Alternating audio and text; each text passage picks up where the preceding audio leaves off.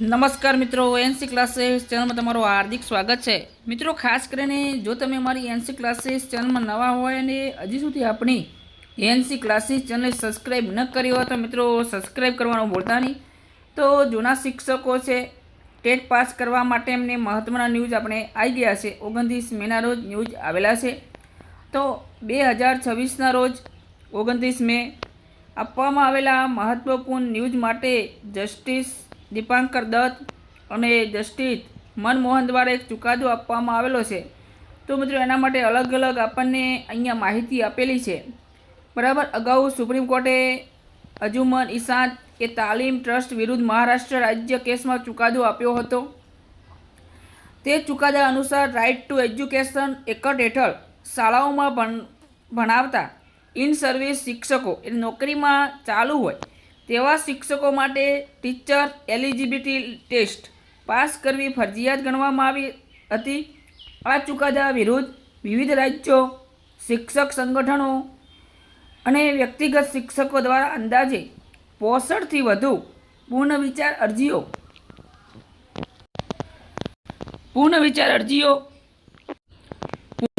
અરજીઓ દાખલ કરવામાં આવી હતી।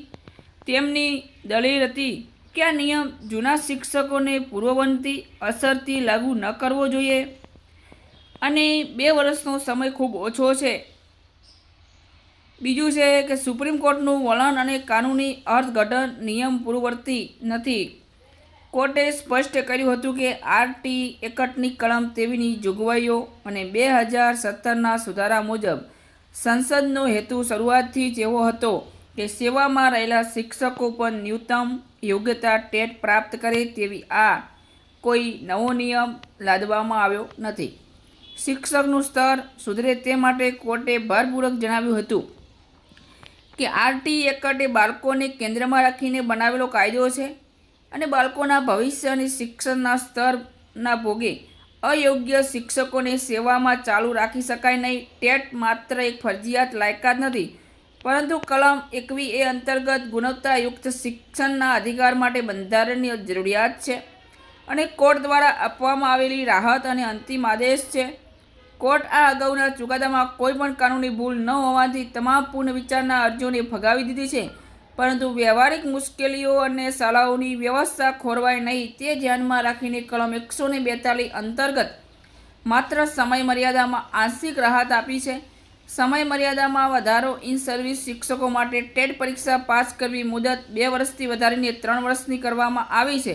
તે માટે મિત્રો એક મહત્ત્વના ન્યૂઝ આપણી સમક્ષ છે અને જે 31 ઓગસ્ટ 2028 સુધીમાં આ પરીક્ષા પાસ કરવાની રહેશે, જે અગાઉ 31 ઓગસ્ટ 2027ના રોજ લેવામાં આવવાની સંભાવના મિત્રો અહીંયા કરી છે, બરાબર। તો તમને 3 વર્ષ જે સમયગાળો મિત્રો આપેલો છે એ 2 વર્ષથી વધારીને 3 વર્ષની કરવામાં આવેલી છે મુદત, પરીક્ષા પાસ કરવાની મુદતની વાત કરી છે। ચેનલમાં મિત્રો નવા હોય તો લાઇક, શેર અને સબસ્ક્રાઈબ કરજો। ફરી નેક્સ્ટ વિડીયોમાં મળીશું। જય હિન્દ, જય ભારત।